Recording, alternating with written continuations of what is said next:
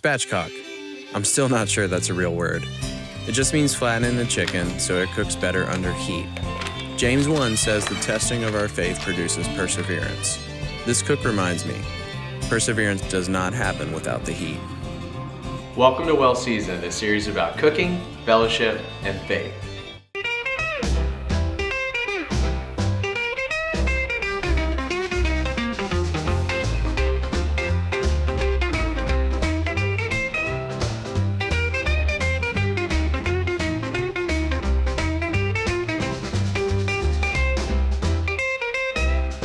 Spatchcocking sounds fancy, but it just means removing the backbone and flattening the bird. It cooks faster, more evenly, and you get better skin, which honestly is the whole point. Huge kudos to some of our best friends who made us one of these when we had our first kiddo.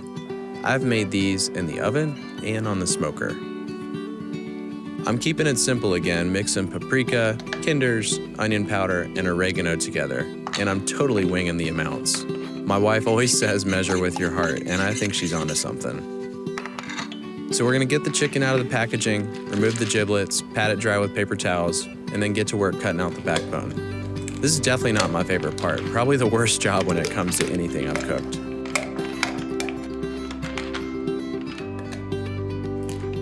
This isn't about making it pretty, it's about making it cook evenly.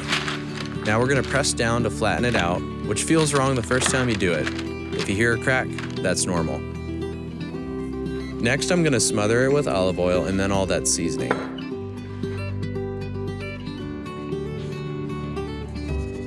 I like to get it in between the meat and the skin and then finish it off over all of the skin.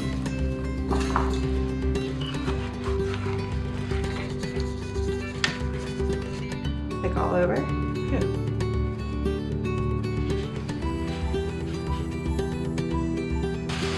I'm running the grill at 225. Flat bird, steady heat, and we're looking for about 160 in the breast. I always get paranoid about serving chicken undercooked, but I have found that getting it a few degrees below 165 and then letting it continue to cook after you take it off gets to the right temperature. Once it's on, there's not much left to do, which is honestly one of my favorite parts of cooking like this.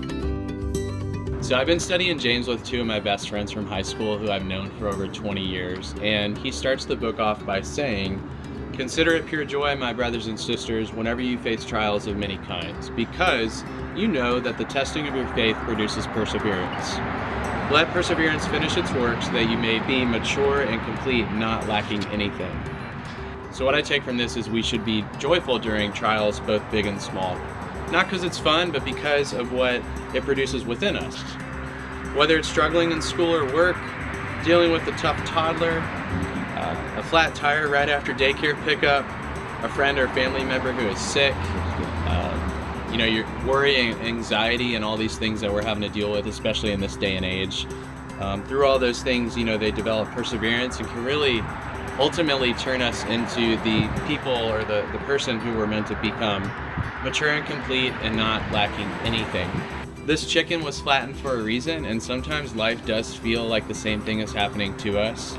But it's really important for us to continue to lean in, try to be as joyful and enduring as we possibly can, because we ultimately know that God is using it for good and that there are good things to come through it all.